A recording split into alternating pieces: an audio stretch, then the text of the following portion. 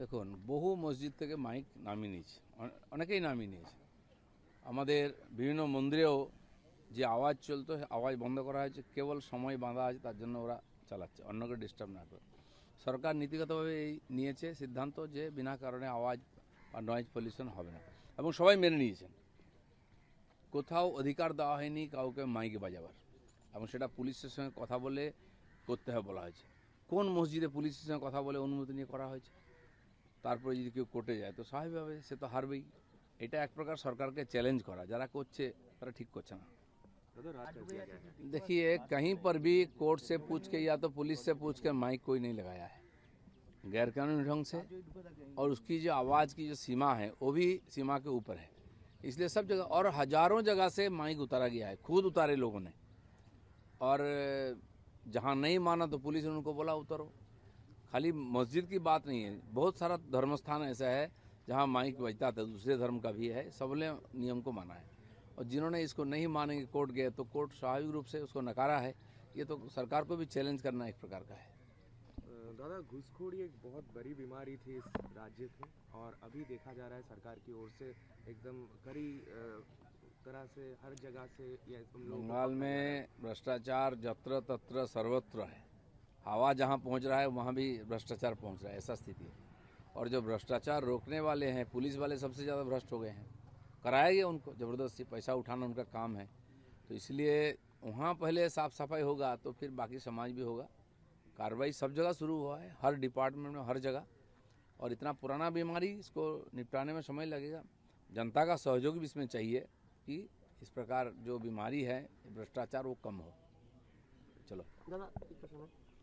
झारखंड में जो सोमेन सोरेन ने जो प्रोटेस्ट लोगों को कहा है कि जो परीक्षाएं हुई उसको कैंसिल कर दिया गया, लेकिन जो आंदोलनकारी हैं वो कह रहे हैं सिर्फ परीक्षा कैंसिल ना करने से नहीं होगा, जो प्रशासन जिस हिसाब से चला रही है सरकार, उसमें बदलाव करना चाहिए क्या आने वाले समय में? फिर ये बिल्कुल सही है। बार बार क्यों क्वेश्चन लीक होता है? कहीं तो गड़बड़ है, उसको ढूंढ के निकालना चाहिए। केंद्र ने कार्रवाई की, कानून बनाई, तो इस प्रकार कुछ ना कुछ करना चाहिए। इससे लगता है किसी को बचाने का प्रयास हो रहा है। दोबारा ऐसा ना हो, विद्यार्थियों का भविष्य को लेकर खिलवाड़ ना हो। इतना बड़ा आंदोलन हुआ तो उसका कुछ तो बदलाव होना चाहिए, खाली लिपापोती करने से नहीं होगा।